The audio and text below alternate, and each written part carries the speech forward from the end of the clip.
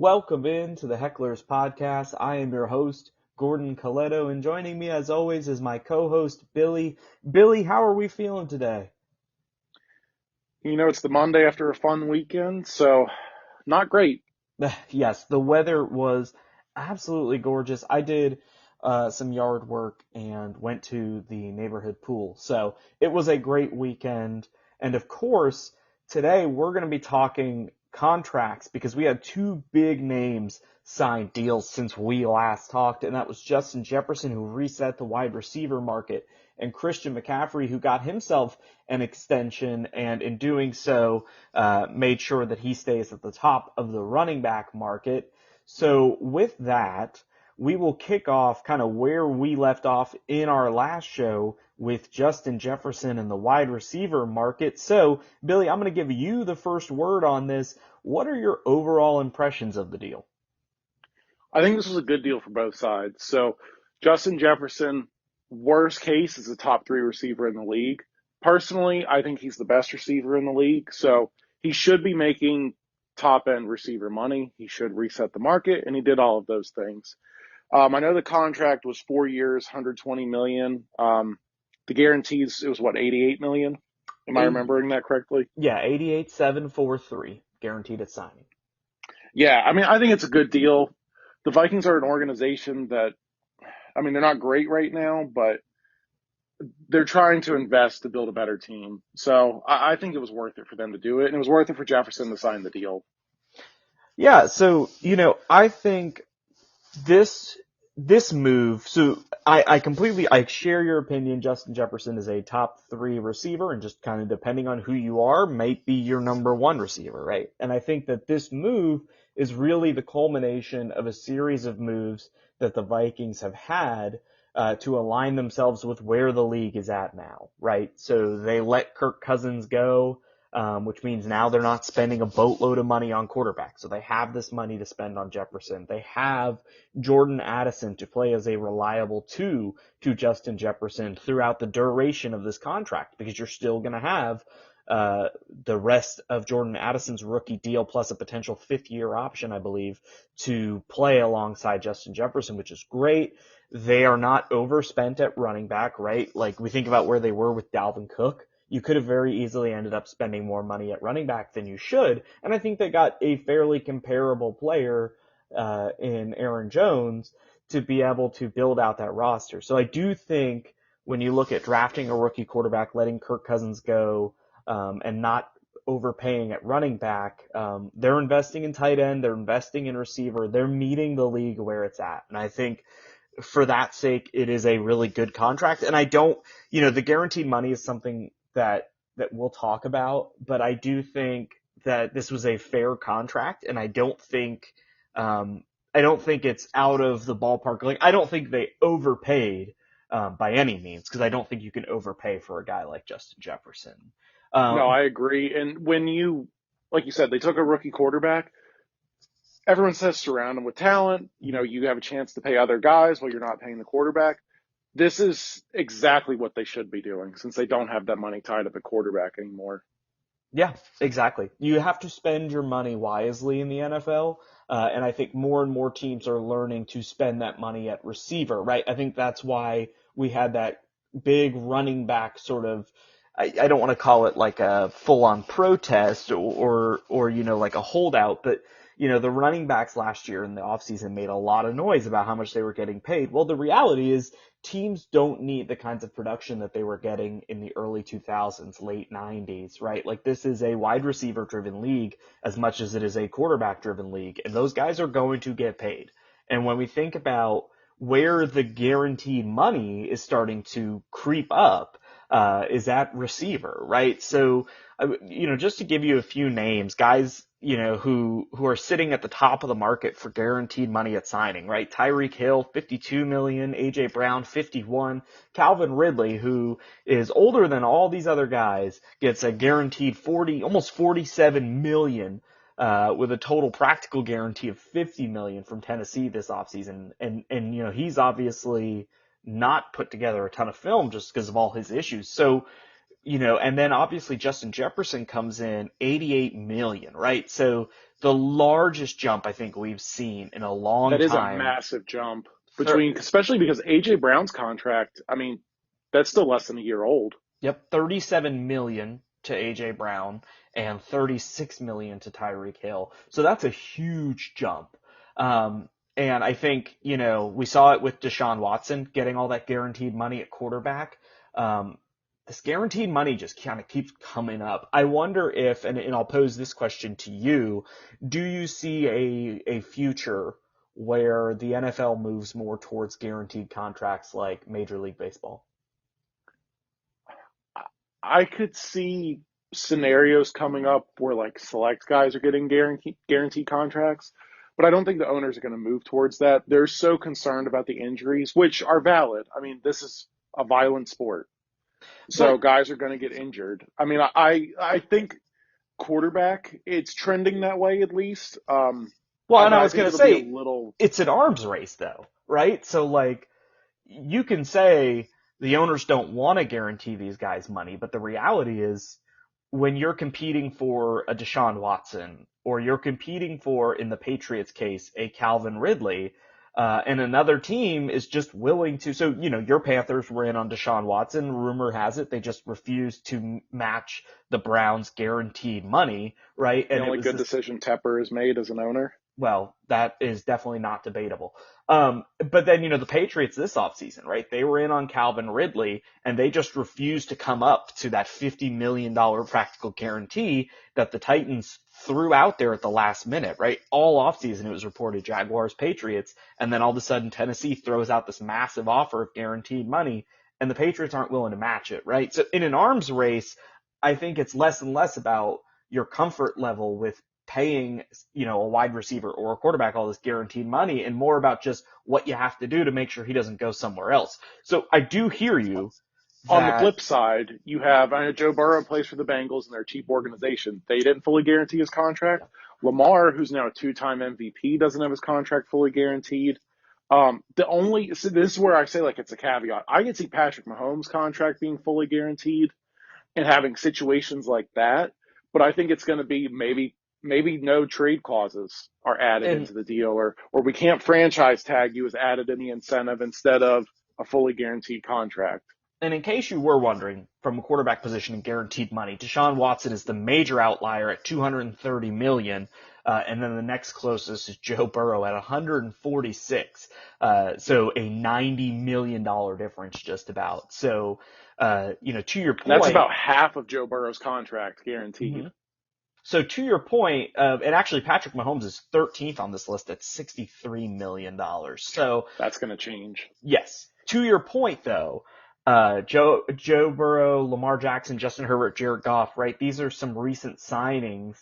And what you see is 113, 133, 135, 146 million, but nobody's coming back up to that 230. So I do think when we talk about these guaranteed money situations, I know I posed the question of do we think fully guaranteed contracts are coming up in the future? I agree with you that I don't think it's going that direction, but I do think the guaranteed money will start to climb.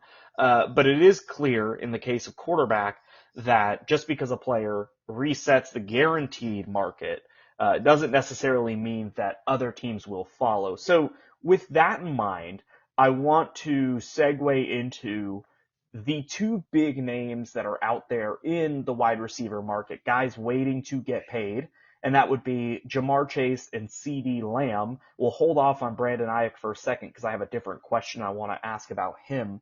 But for Jamar Chase and CeeDee Lamb, what do you see as the impact of this deal on their contract negotiations? So realistically, I think what happens is both of them break Justin Jefferson's deal. Um, I think CD will probably sign first because Jamar still has another year under the fifth year option. So I mean, they could drag this out if they really want to. Um, the Cowboys, the Cowboys are the Cowboys. They're going to spend the money. I'm not worried about CD getting paid. He's going to break the guaranteed money. I think in the Bengals situation, that's a cheap organization. They're going to break the bank. They're going to pay Jamar Chase because him and Joe Burrow, they have such a great Yeah. connection. Yep. but their roster is going to get stripped after that, and it's just going to be those two. And I don't think that's an ideal situation, especially when, to me, Jamar Chase isn't as good as Justin Jefferson or CeeDee Lamb.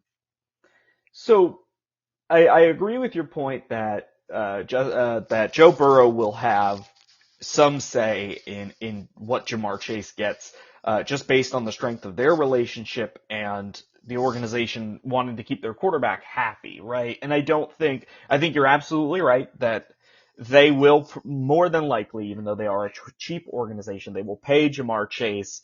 And it will be at the sacrifice of other areas of that team, be it the defense, the offensive line, critical components to being able to chase a championship.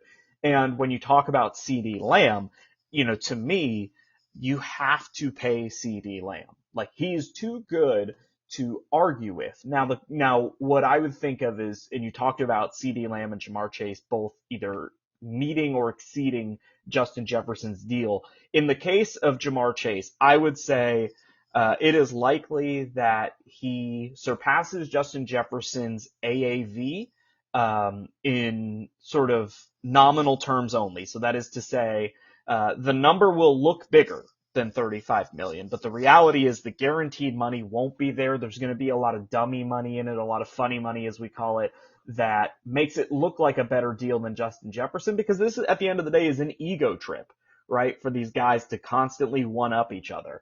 Well, let me ask you this about Yes. that. Mm-hmm. So, do you think Jamar Chase would sign that deal? Because this is a guy who held out his last year of college because he knew he was going to be, at worst, a top 10 pick, but realistically, a top 5 pick. So, do you think he would sign that kind of deal, or do you think he has some foresight to say, if I hit the market, I'm breaking this deal no matter what?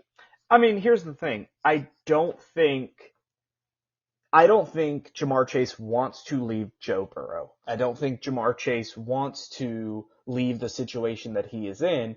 And I'm also not willing to discount the idea that Jamar Chase has not been this amazing receiver that I think Justin Jefferson and CeeDee Lamb are. Jamar Chase is a great receiver, but he is not in the same class as those guys, and we'll talk about that in just a couple minutes. But the idea that I see for Jamar Chase is, yes, you can absolutely hold out into the offseason. You can start an arms race between teams, and someone is going to give you a boatload of guaranteed money. But it is a lot easier for people to accept a deal that looks better on paper, that doesn't have the guarantees, and just be happy with it. Like, especially because we've seen guys kind of recognize what their value is, and he's gonna get guidance on this. He's gonna understand what his value is. And I don't think he'll be crazy. I do think that they're just gonna basically, I think it was Amon-Ra St. Brown. Let me pull this up. Yeah. So Amon-Ra St. Brown, in terms of, they wanted to be just ahead of Tyreek Hill. So Tyreek Hill got 30 million flat. Amon-Ra St. Brown got 30,002,500. Like, just enough to be above. I think that's exactly what you could expect, right? But then you look at the guaranteed money. Amon-Ra St. Brown 34 million, Tyreek Hill 52, right? So an $18 million hit on guaranteed money, but you're just above an AAV. That's that funny money we're talking about. So I think for Jamar Chase, that's reasonable. And I do think he would take that deal, because I don't think he's going to want to wait until the offseason. That's too much money to leave on the table. And then, as far as CeeDee Lamb, I would fully expect him to. I'm just gonna say it. I would expect him to match and exceed this contract, and exceed it in AAV 100%. with a little bit of funny money. And if I'm CeeDee Lamb, I'm pushing to match that guaranteed money, or as close as I can get to it. But I think that's absolutely within the ballpark. Oh, yeah. I mean, I 100% think CeeDee Lamb's going to break both. Even if it's just by a dollar, he's Yep. going over both. Yep. And he should, in my opinion. Let's table that for a moment, because we'll come back to those two. I want to loop in Brandon Ayuk, who's another name that's out there, a guy who's been popping up really since before the draft, and trying to figure out what the 49ers are going to do. So one thing I want to start with here is asking you, what do you see? Does this deal complicate Ayuk's situation with the 49ers? I think this deal spells the end of his time with the 49ers. I think he'll be here for this season. And then realistically, he's tagged and traded next offseason. I just don't see how, between the Calvin Ridley deal, which we've talked about in the past, how that, impacts T. Higgins, and I think this deal makes his case to be in Cincinnati gone as well. But specifically with Brandon Ayuk, as you mentioned to begin the pod, they just paid Christian McCaffrey. They're paying Debo.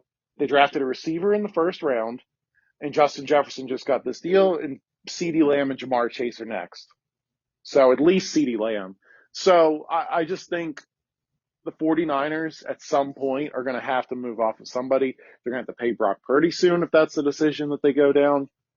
So I think realistically, Ayuk is gone or Debo is gone. But nobody really wants Debo, it seems like, because I know that idea has been floated before. So I think Brandon Ayuk is gone. So I agree with you that tough decisions are coming for the 49ers as they approach needing to pay Brock Purdy, who will almost certainly, because of Super Bowl appearance, he will almost certainly drive towards the higher end of the market. Whether or not he deserves it is a discussion for another pod. But I do think where I do differ from you is that I think that they will make keeping Brandon Ayuk around a priority because of his age, because of the level of performance that he has, and the sense that you are getting a very good to great wide receiver one at a discounted rate when you compare him to these other names that we've talked about. And with the construction of the 49ers roster, like, you don't need a Justin Jefferson, right? Like, you just need really great players who can execute on your scheme and just make plays when they're asked to. And I think Brandon Ayuk fits that bill. It's really just a question of whether or not you can afford him, right? So I do think it's completely, I forget exactly the number that he was asking for, and I should have looked it up before the podcast, but I didn't, but that's okay. I think just looking at the list of names that are out there and guys who have been paid, I think it's reasonable for him to shoot for that A.J. Brown mark now that we have the Justin Jefferson deal, now that we're going to have a Jamar Chase deal, we're going to have a CeeDee Lamb deal if Jerry Jones stops sitting on his hands when it comes to that one. So I do think he has a case to slot in above A.J. Brown, which is going to put him, $32 plus million AAV. And I do think he falls into that 50 million in terms of guaranteed money. If he ends up at 32.5 a year, I think you can expect about 55 in guaranteed. So for me, I think they're going to make it a priority to keep him around. I know that nobody's been interested in not CeeDee Lamb. Nobody's been interested in Debo Samuel, but those things change. Teams always need receivers. They hit the market. They can work something out. I have faith in that. So to me, I think they keep Brandon Ayuk around. I think they get this deal done. I do think it pushes this deal pushes his value up a little bit in terms of meeting that A.J. Brown contract, but I don't think it shoots it through the roof. They're just going to have to make some sort of sacrifice at some point. I mean, I know the cap it's a little fake sometimes, but at some point this is going to catch up to them.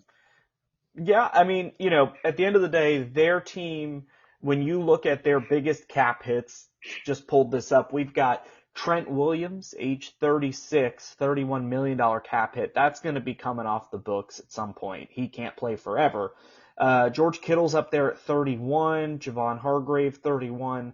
So, there are some older players on their roster. They're going to get some cap relief from that. Now, whether or not they do a good job of transitioning off those guys and not losing an immense amount of talent, like, that's going to be the key, right? Like, when you lose a Trent Williams, have you done a good job of planning for your future without him, right? So to your point, there are some opportunities for cap relief, but you figure, and I don't want to preview it too much because I think we'll need to come back to this, but Brock Purdy is basically going to eat up all the relief you get from Trent Williams, right? 31. That's what I was just thinking. At a minimum. At a minimum, right? So you're realistically, even if George Kittle and Trent Williams both retire, that would give you 43 million, which still probably doesn't pay Brock Purdy. So they are going to have to do some things. They are going to have to move some money around, but we know the cap is not firm.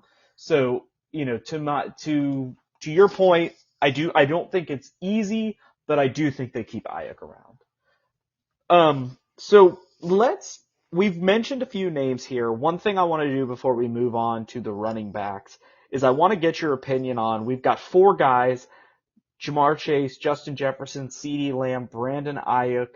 I tell you what, let's remove, no, let's keep Brandon Ayuk in there. Give me, who are you starting if you're building a team tomorrow? Who are you building it around? So I'm starting with Justin Jefferson. I think his skill set, because it's, I mean, he's 25 now, but as he gets older, his athleticism is going to go a little bit. We've seen it all the time. I think he can age gracefully because athleticism isn't his key dominant trait, right? Like he's a great route runner, he has great hands, all of that kind of stuff. So I'm starting with him, and CeeDee Lamb is right behind him for the same reasons, because he's more than just an ultra athletic receiver. He does everything else fantastic. Third, I'm going to take Jamar Chase. I'm not as high on him as other people are, but I mean, his potential is through the roof, right? Like if he stays healthy, which he's missed a few games the past 2 seasons, but if he can stay healthy and continue to develop, he can get up to that range. I just don't think he's there now. And a distant fourth, even though I love him and would love to have him on the Panthers, is Ayuk. I don't think he's even remotely close. Like he's on the best team out of all of them, and he had a great season. But I mean, he's had issues in the past with his performance. He's been in Shanahan's doghouse before. So love to have him. He's a number one, but he's 4 on the list for me. So, you know, I would say where we differ on our list is at the top. For me, it's CeeDee Lamb. I think.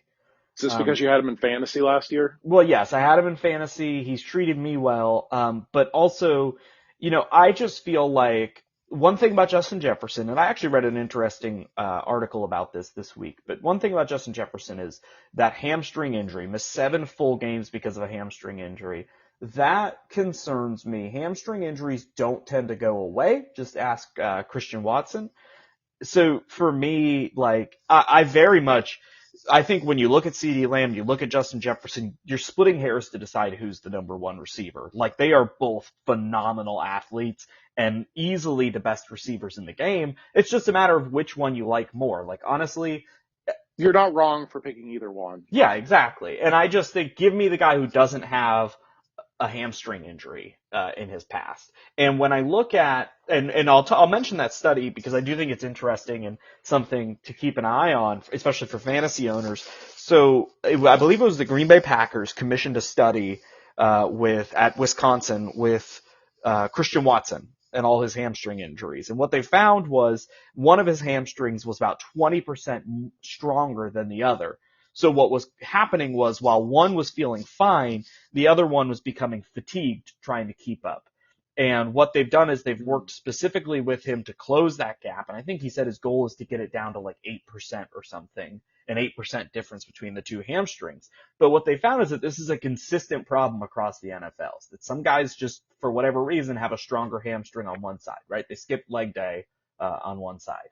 So closing that gap. So, as far as, I say all that to say, I'm not going to say a hamstring injury is the end of the world for Justin Jefferson. It's just something to monitor and something to watch. These things pop up and they can really derail somebody's career. But it sounds like there may be, innovation coming to try to limit hamstring injuries for receivers. So, but for right now, I'd rather have CeeDee Lamb than Justin Jefferson. And then Jamar Chase, I'm not as low on him as you are.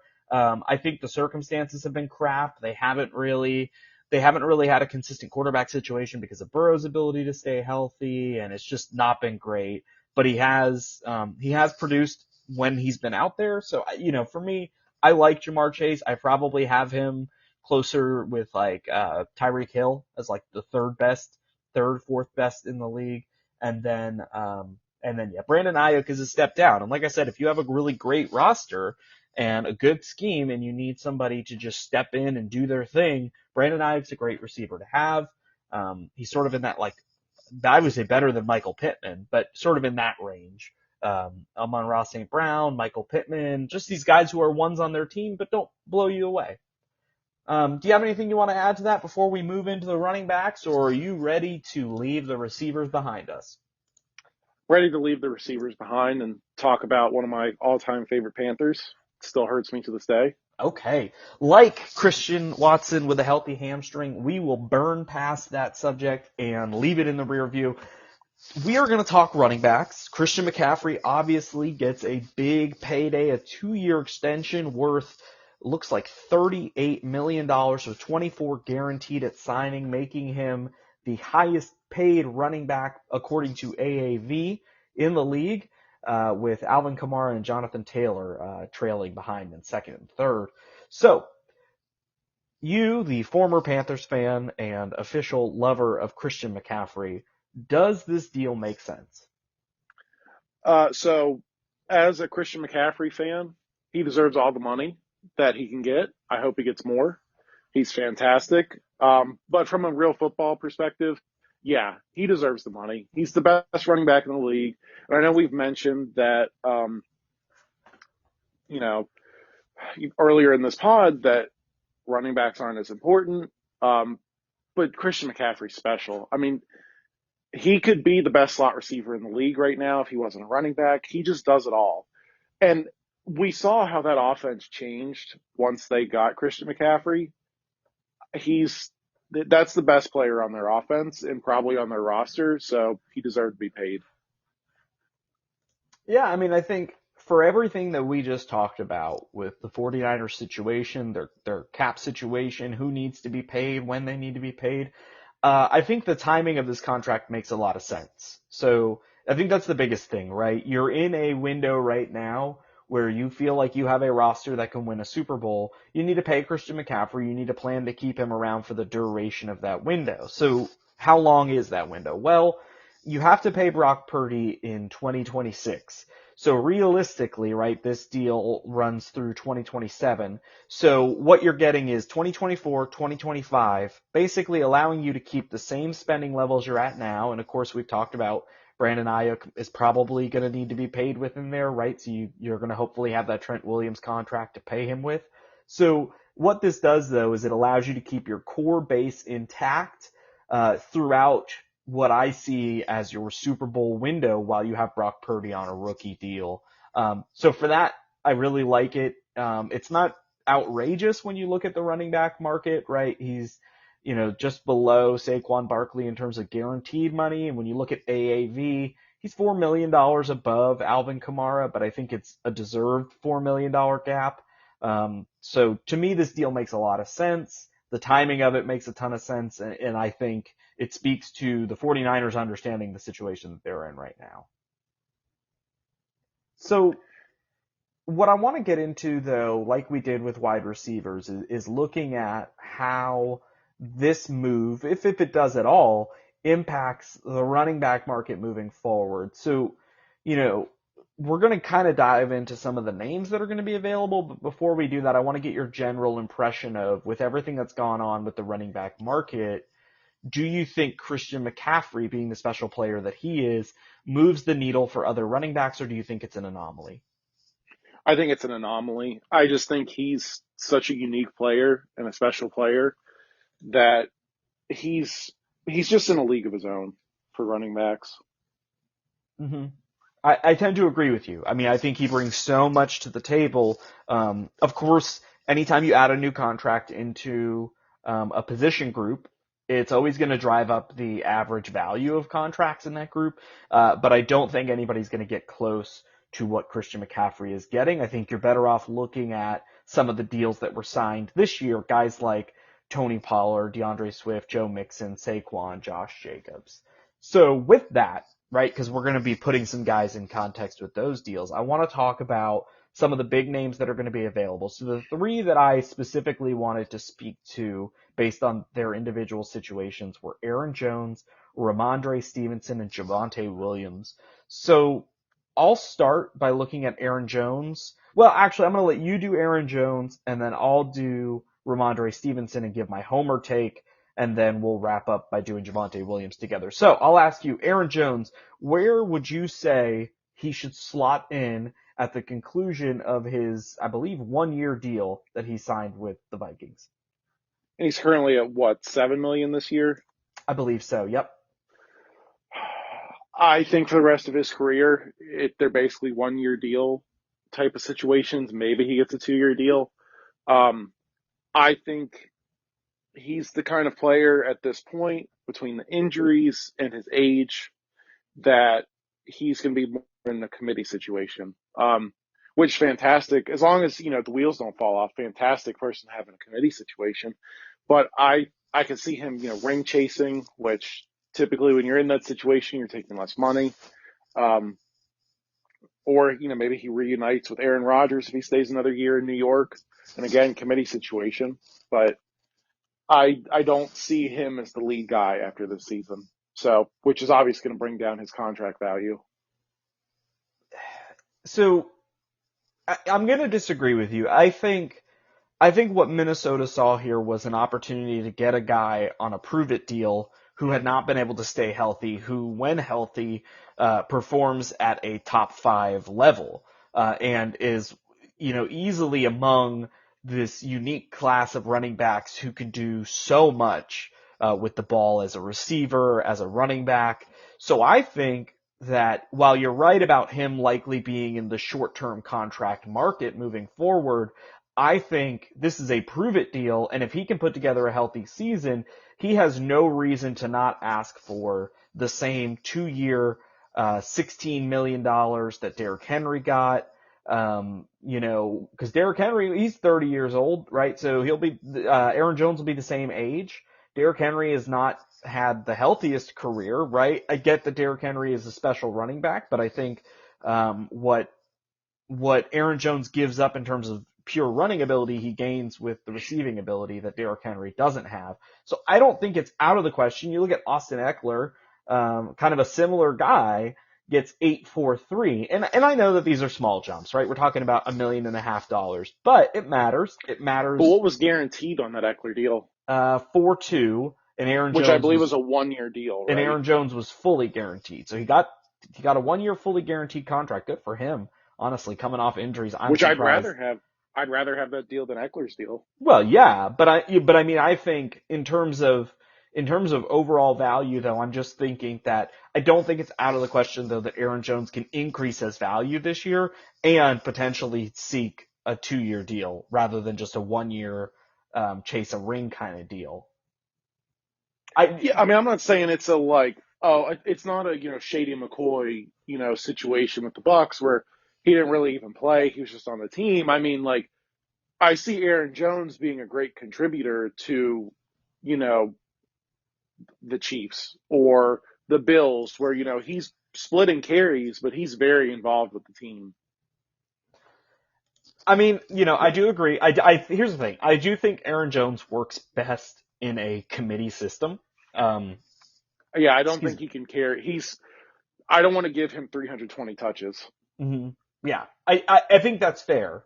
But I also don't want to rule out, though, that because he is a dynamic athlete who can do so much as a running back, that he doesn't have the possibility to really increase his value and land somewhere. And I mean, you never do know. Like, I think you do make a fair point that, like, the Chiefs could come knocking next year with a low ball offer, and he sees it as an opportunity to go win a ring, and he's like, yeah, let's go do it, right? Like, I could absolutely see that happening. But I just, I think there's also, though, a route where he'll be 30 years old. If he comes off of a good, healthy season where he put in a full body of work, that he can realistically try to get a 2 year, $16 million contract like Derrick Henry. And I get that that's only $1 million more per year, but that security of a second year would be really big for a guy like Aaron Jones. And you can drive up a little bit more in guarantees. So, with Derrick Henry getting guaranteed $9 million, right? So I'd rather have that extra $2 million guaranteed with my injury history. Um, okay, let's leave Aaron Jones in the backfield and let's move on to Ramondre Stevenson. I'll take the lead on this one as he is my team's leading rusher. So the thing about Ramondre Stevenson is we've yet to really see, outside of maybe 2022, the full capacity of what he can do. And even then, he's kind of always shared touches. I believe he was sharing with Damian Harris that year. So I'm expecting big things. Rumor has it he's shown up to training camp significantly slimmer and faster. So I think he's looking to sort of add quick, much faster running to his arsenal. He's kind of always had that power back mentality, but I think he could be faster. He also does have some receiving upside, which is really great. He's kind of a do-it-all back, which is nice. He's not as receiving heavy as somebody like Christian McCaffrey, DeAndre Swift, but he can certainly get the job done as a receiver and a runner.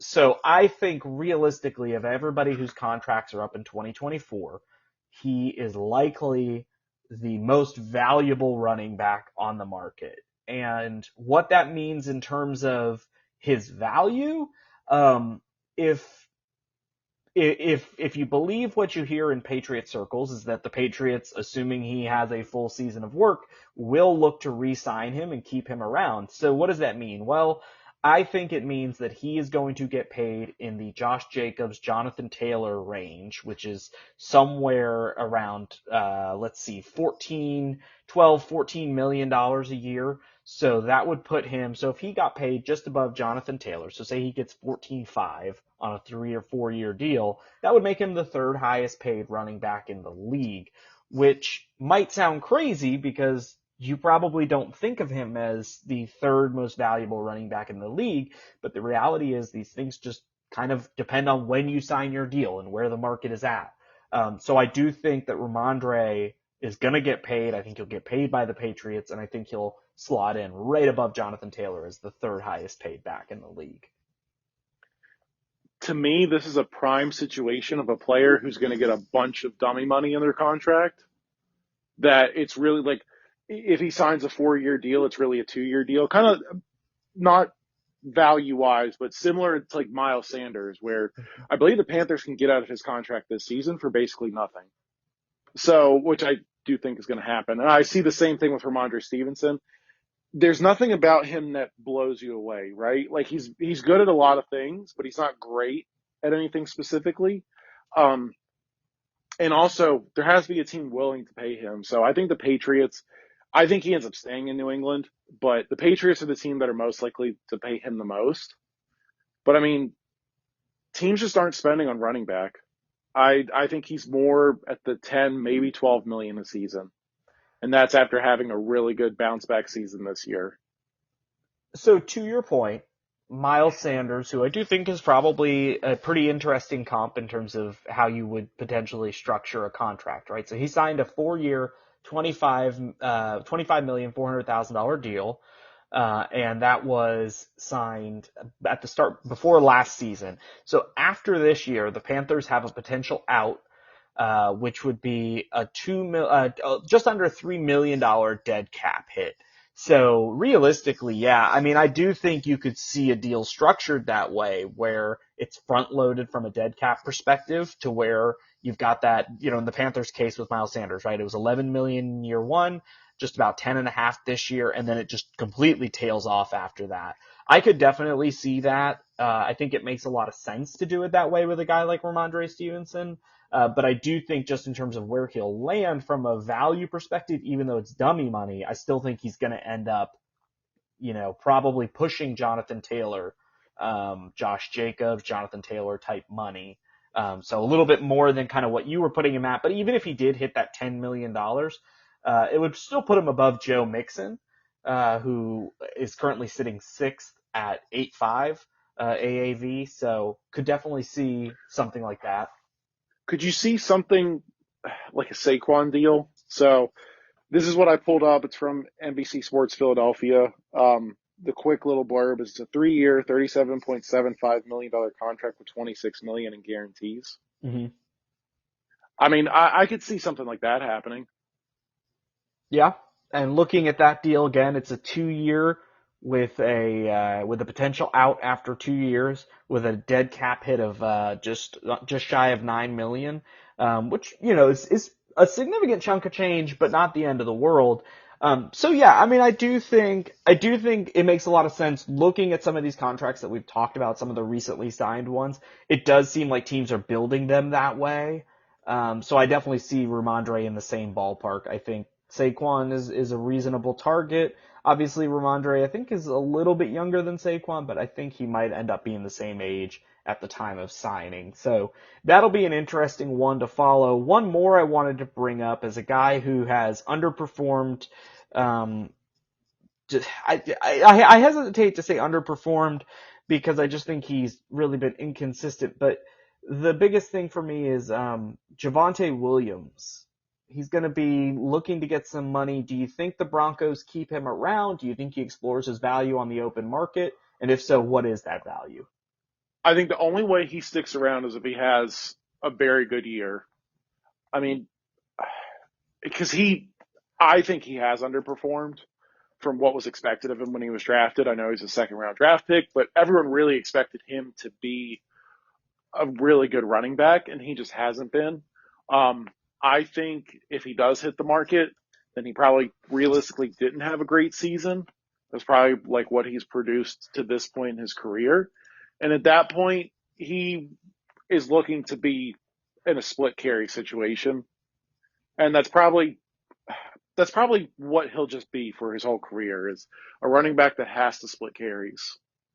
What I would say for Javante is he's still a fairly young back at 24 years old, um, but he was Doesn't have a lot of wear and tear. yeah, I mean, he was taken in the second round, so the pedigree is there.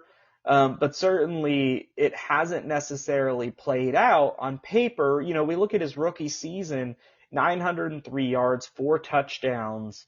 And I do think, right, and then you look at last year, or sorry, 2022, just 4 games played, and 204 yards, no touchdowns. Then last year, 16 games, 13 started, and he had 774 yards and 3 touchdowns. So you don't like the way that his career is trending. You haven't seen that bump anywhere. So I agree with you. I don't think Denver's going to keep him around. I just think he's not producing enough to justify the price tag. So I think he'll hit the open market.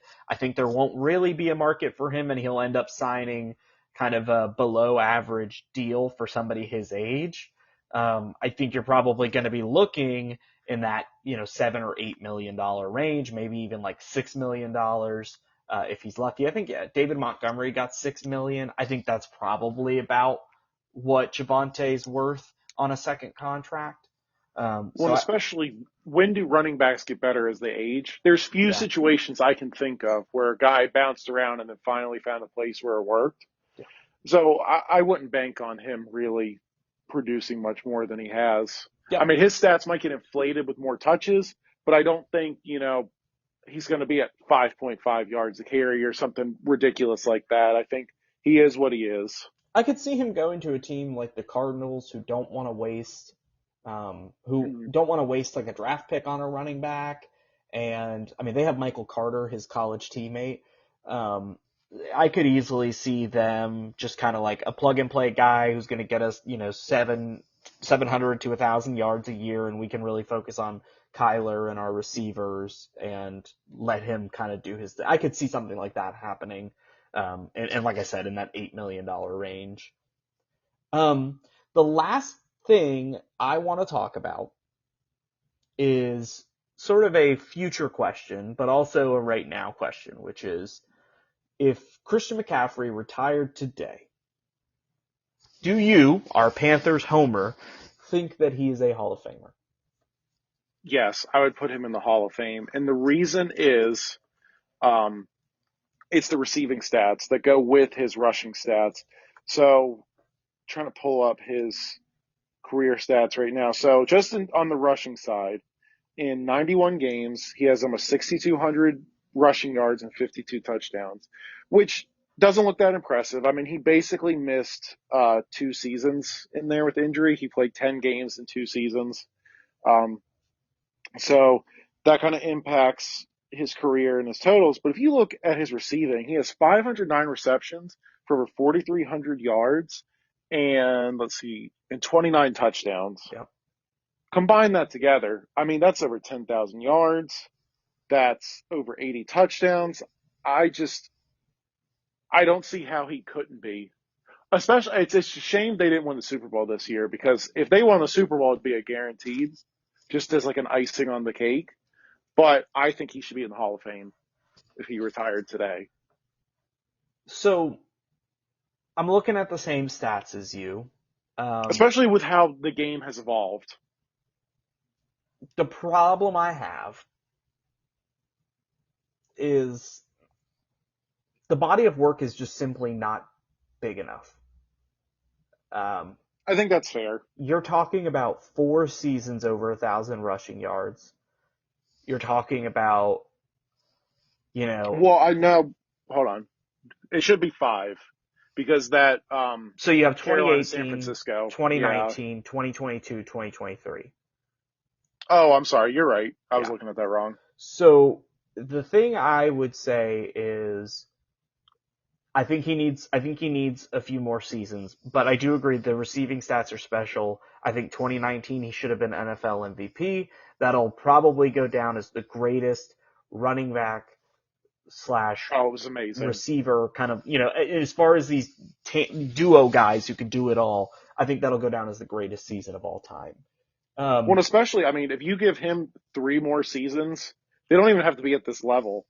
He's going to crack, he could crack 700 receptions. mm-hmm. So He could go over 8,000 rushing yards. I think for us, you're a yes right now. I am a show me his resume in 3 years and we will talk. So with that, that does it for our contract discussion episode of the Hecklers Podcast. We appreciate everyone taking the time to listen. Please don't forget to rate and subscribe to the show wherever you're getting your podcast. This helps us to grow the show, to reach more listeners, and continue to produce really engaging and thoughtful discussions for you all. And as always, too, we want to encourage you to get in touch with the show at hecklerspod@gmail.com.